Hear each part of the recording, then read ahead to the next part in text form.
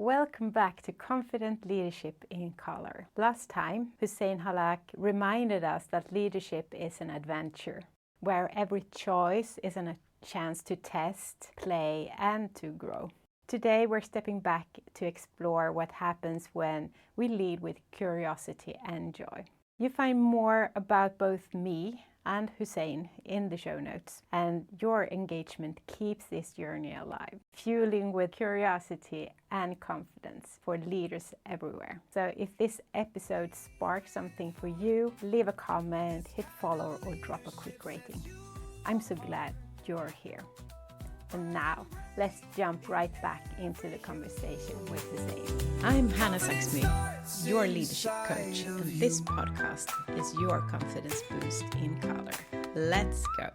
I love how you in the book talk about defining what is your north and using the compass in that sense, and how you define it with like people you love to work with, vision you're after, and legacy you choose to leave behind. I love that, so to say, description of it. The reason I developed that is we are asked all the time to make a ton of decisions. Life, as I said, if every moment presents you with not just one choice, present you with a multitude of choices. And I wanted to do a lot of stuff because life for me, I'm gonna take the word that you said, which is adventure. It was an adventure, and I was like, I want to go to all of the. It's like going into these amusement park, and I want to play all the games, and it was all the time. So how do you choose? How do you make a choice, and how do you make the decisions faster? Because decisions are different. Like if I want to go into a business, I need to see there are multiple things attached to it, and especially when you're working with others, like I can't sit with others, a team, and say, this is my choice and you live with it. Like that doesn't work. In leadership, you have to explain, you have to break it down. I like the number 3 a lot, not from numerology, but because it's easy for people to understand. Whenever you break things in 3, people like, oh, I get it. And they remember it. Whenever you say 10, by numbers 5 or 6, people forgot what number 1 is. With 3, the first thing is like, what are the decisions? What are the most important things that will outlast any circumstances that are going on at the same time? Because having done a lot of things, I realized that circumstances change, and in today's world they change even faster than at that time 2 decades ago or 20 years ago. I had to come up with a method or a framework. I love framework that allow me to have the flexibility that can apply in every thing, that use case that happens, and allows me to move faster than others. I came up with like, well, what is the first thing that is available everywhere? Or the people. It was a band, it was a podcast, it was a family, it was a gathering or a company. It's the people that will never change. Now they're trying to change it with AI. It will never change, because at the end of the day, we're people and we want to be surrounded by people. So, and I don't want to be surrounded by people I don't like. I've been around people I don't like. I just wanted to get out of the room by all means. Being a kid, my parents will take me places like, can I get out? I hate this. I didn't want that. And since I'm an adult and I can choose these things, so okay, I choose the people I work with. And then what is the second most important thing? Well, as an adventure, where are we going? I remember the Treasure Island. It was the people, like they liked each other at the very beginning, at least, but then it was where we're going and the vision of what that means to us. It's not just that we're going this direction. When we get there, this is how life is going to be. So there is something that people can buy into or step into, and that's the vision. And the last thing is, this is something that some of us maybe don't care about, or some of us pretend they don't care about, but we like to leave. I think I like to be around people who want to leave the world better than they found it. I think whether you have kids or not, whether you care about the world or not, and I don't mean a legacy like somebody talking about me, or that doesn't matter. Like if I have a museum in my name or nobody remembers me, it doesn't matter. What matters is that last moment, or any moment actually. If I look right now and say, what is my legacy? What did I leave people? And I wanted to leave the world better, because I want people to remember me kindly, because honestly, it's very rewarding when somebody comes and say thank you, and it's genuine. And I've had many people had that. In fact, I have taken them down. I have like a rack of cards, Hallmark cards like this, of people saying thank you for all kind of reason. It's one of the, for me personally, it's one of the things I love the most. When my daughter comes and thanks me for helping her or something, it means the world to me. So these are the things that matter to me. And I don't enforce them on anyone. I tell others, you need to have things that matter to you, and those should be present in any decisions you make. And once I started to adhere to that framework, partnerships, life decisions, everything became so much easier, so much simpler. We put so much into those decisions. The world is going to be different. Yeah, some decisions are important, but and there is, but at the end of the day, the next moment the world might change, and all of the other things that you base the decision on will be different. So what are the things that are immovable? So of course, for every decision or choice, you need to consider other things depending on what it is and what situation. But what are the things that will never change? For me, love of people will never change. Going after a vision that is bigger, that is more exciting, will never change. And wanting to leave a legacy will never change. So these are the things that are immovable for me. So they are the first thing I decide. And then I work out all of the other details. It's really a good way, because I think it's depending on what different situations you come in. There is also different angles to it. And then it's easier to say, then I take this angle for this and that angle for that sometimes. When I read your book, the first reflection I wrote down after I had been reading it, I thought that both the title and, of course, the pictures inside, they were rather dark sometimes. I like colors, you know. But the thing was that the content inside, it really sparked that curiosity and joy of life, even whatever was thrown on you in some way and the hardship you met in that sense. I'm curious about, like, what is that makes you focus on joy in one way, or it makes you spark of joy? That's a great question. Well, first, the artworks, there is a color version of the artworks. I'm wearing one of these t-shirts. Yeah. So I'm gonna release a version of the book that has color, but it would make it very expensive. So and we will actually allow people to access print and color. So we're working on that because I love them. I love colors like you. I would say, in regards to joy and why would you how would you find, I would say, joy, and why would you choose joy? I think I was very clear that in my life that I wanted to have fun. I wanted to play all the time. I was worked really hard. My mother was a teacher. She wouldn't accept me being less than perfect. So I'm used to perfection all my life. Like she would iron all my clothes. They had to look a certain way because our family, my grandfather used to be someone who's very important. He was very rich. We didn't take any of that money, which I always ask my father, why? God bless his soul. But my mom needed me to look a certain way and needed my marks to be a certain way. So I've always was like either the top of my class or I would have to deal with my mom's wrath after. So I had all of this. And so I worked really hard. So the moments I had for me, I wanted to enjoy and I wanted to create a lot of these imaginations. So I would use all of my toys, whatever my uncle would send me. He would send me Lego, and I would build and I would create all these stories. And for me, life, I know that you have to work hard to get things done. For my guitar, I have to work hard. So once I get a certain level of mastery, I want to have fun. I'm not gonna work on the guitar just for me to play a few songs on my own. No, I want the maximum fun I can get. So because anything I touched, I put the maximum amount of energy into it, or I don't do it. I want the maximum amount of fun out of it. I would, for a guitar, I would want to be in a band, not just one band. I would be in any band. So I played in a wedding band, the top wedding band in Syria. I played anybody who said, let's form a band. Yes, I would be like in 3-4 bands in one go. And not only I would play, because I wanted the sound to be great, I would manage and I would interfere in everything to make sure it's perfect. If I wanted to work in a business, I want the brand to look awesome. So I'd spend night and day and if I'm not happy with it, I will not shy away. It was like, no, it's not ready. We have to make it look great. The things I have around me, like everything became this thing where I want the max out of it. And it brings me so much joy because it is an adventure. It is a discovery for me as a kid. What would it be like to get something like this done? Because I was always fascinated with these stories, and in the stories, things are not normal. You never see a story that is about a normal person with a normal life, right? Because it would be boring. Probably there are some stories like that, but I get bored really quickly. So all the stories like superheroes, colors, and stuff like that. So for me, that's what I sought in my life, because that's what joy is: colors, having things around, doing things. That's why the book, I spent 4 years, even though I wrote it in a year's time or a year and a half. Even a year ago, we were ready, and the artworks here, when we open like one of them, like let's say this one, and the artworks were not the right size, so there was like a little bit more space here, a little bit more space here. If I was to delay it, that means I have to pay extra for the designer to redesign the book, and I have to wait for the artist, because it's all done by Antonio Piedade, who's a Portuguese artist, brilliant friend. So he has to recreate them again, and I have to wait. I was like, screw it, I'll wait.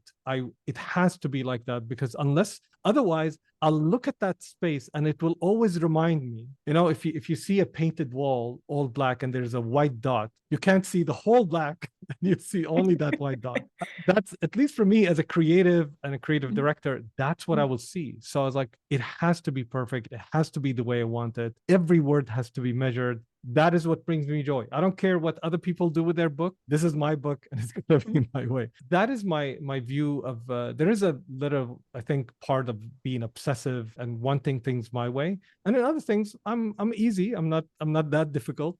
Hopefully, you don't get to ask my colleagues and my partners. But I think when you see something, like when I look at my book and I see a product I made, and I realize that I didn't hold back, I've delivered. Now, any feedback is feedback that is worth for me, because I did my best. And the way I manage myself so that not every project becomes, an endless streak of revisions. The book still needs, like, if I want it to be perfect, I will wait until a workbook, I will wait until the color, all of those. But there is what I say, I time box it, and I say, here's what I want, and here's the time box when I'll put my all into it. And when that ends, maybe sometimes I'll fudge a little bit, add a month, whatever. But at least I don't let it go on for endlessly, because it still needs to be out there. So that's kind of the balance between shipping something and put it in the hands of people. Like these t-shirts, for example, we want a different thing, but at least I got them printed, we saw them. So I put a milestone and say, what do I want from this? Let me achieve that. But I always do my very best and put my all into it. And that brings me joy, that I never held back. And I think that is joy. A good thing to look at it, or a good metaphor, it's an exercise. If you exercise the same every day, it becomes boring. But when you push yourself, that extra, that is, even though it's painful, that's where joy happens. Like there's a joy of accomplishment, the joy of discovery, the joy of breaking through a limit, joy of understanding what it takes to be in that place where you never been before. At least that's it for me. And I would argue that for the human soul, I've seen across hundreds of people, kind of always the case, even though it's different for everyone. Really interesting in that sense. And I think it's being in that mode, always trying to develop or improve in that sense in some way, that also creates that curiosity in that sense, and see what is the possibilities around here in that sense. I saw a quote today in one of my books from Peter Sench. When I read it, I felt like, oh, this is actually your book he's telling you about. He says in this way, master is the capacity not only to produce results, it's someone that can create great work only with constant struggle. We wouldn't call him or her masterful.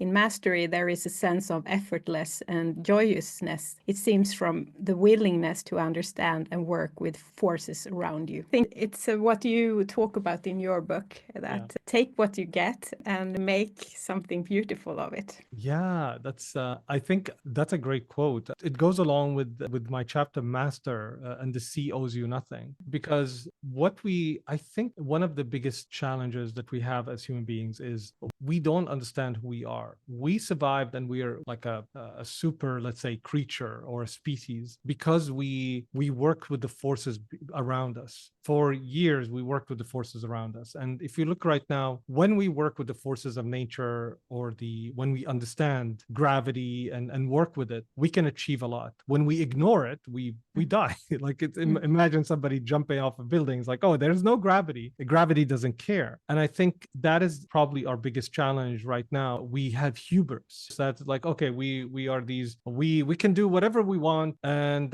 we can destroy the planet as much as we want, and we can, you know, destroy relationships, and we'll be fine, and we will destroy other people and we'll be fine. And we don't think that will come back to hunt us or to kind of change who we are, and kind of take all the joy out of life. Joy in life comes from working with the nature, with the forces around you. Sometimes it's human forces. You are in a group. A great leader will surrender to the forces in the group to understand them first. A bad leader will come in and enforce and say, this is what I want, and I'm stronger, and you're going to listen to me. And what that does, it creates a break, and you basically break the relationships, and nobody wants to work with you. They have to, because you're coming from a position and you're holding, let's say, their salary over them or whatever power you have over them. That's an imbalance of power. When true power comes, where, like navigating the sea, you understand that the sea has its forces. You don't crush your ship against a wave that you can't, you move with the wave. That's why when you see people navigating, that's why it's called navigating. It doesn't mean like, you know, you press a button, you just go. You need navigation. That's why AI fails, because AI can't navigate, because AI can't understand the forces of the world. They can't understand the forces of relationship. We're still understanding, and we're going to remain understanding what human beings are, not because we don't know what human beings are, not because we're not advanced, but because human beings are always changing. Who we are today as a species are very different than decades ago, because we are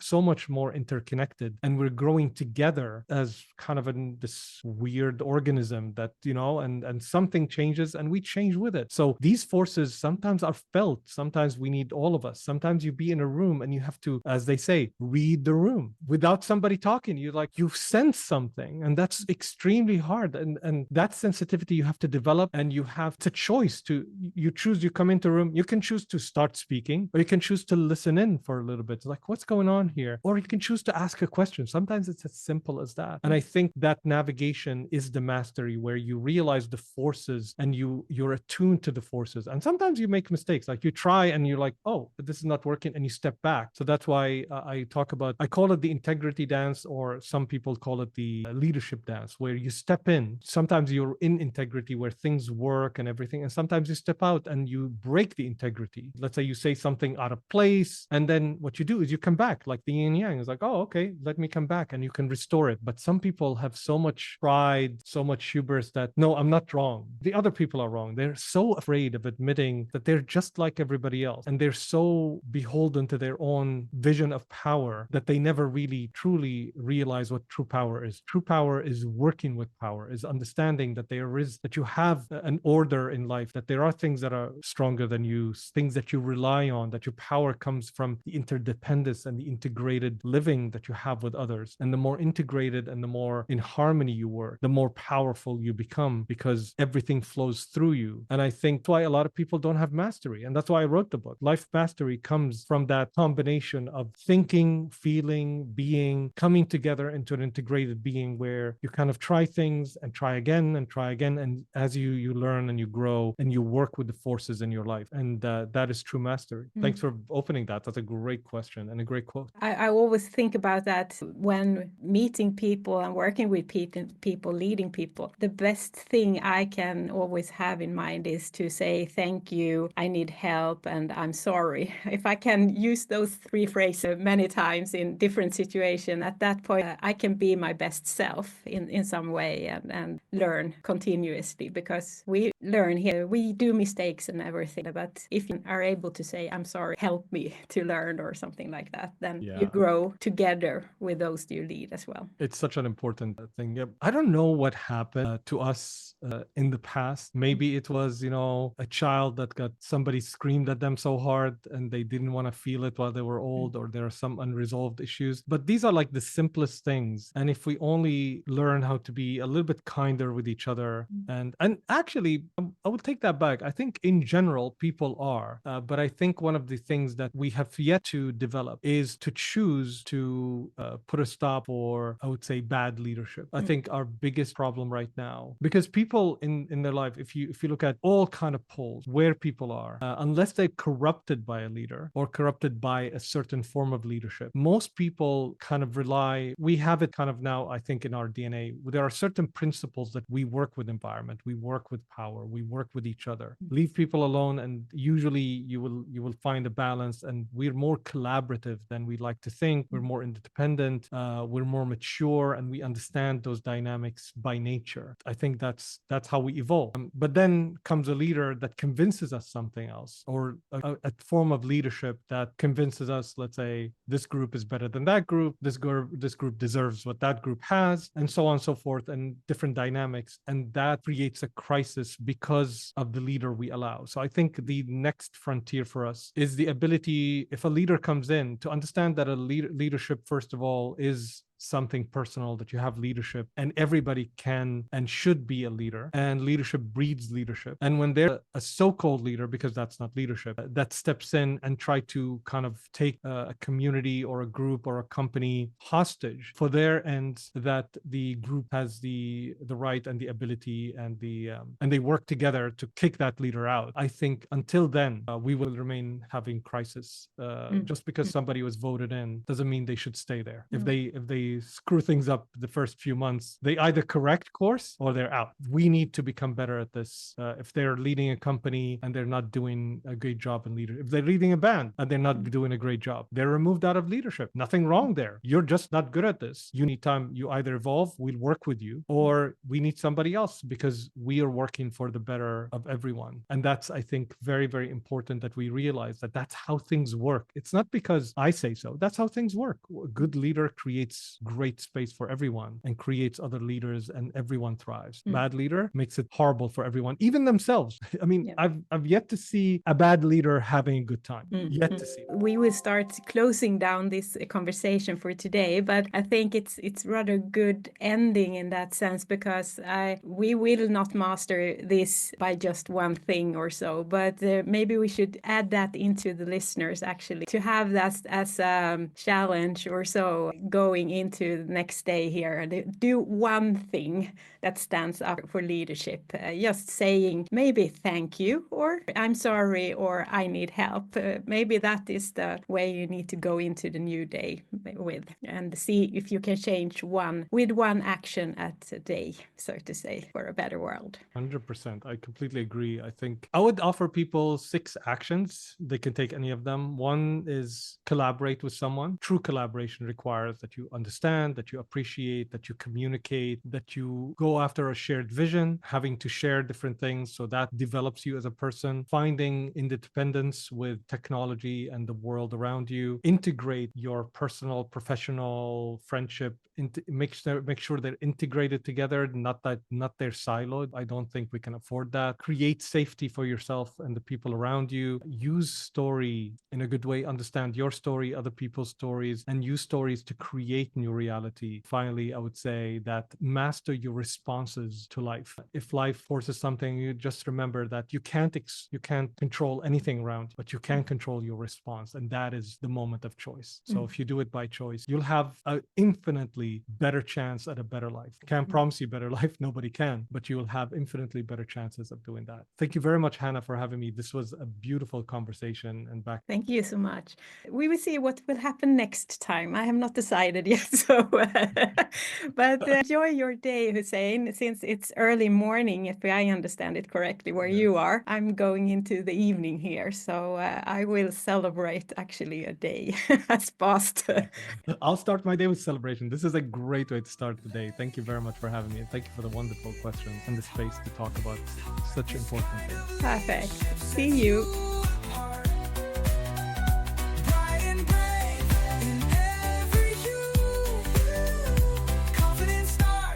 Inside of you.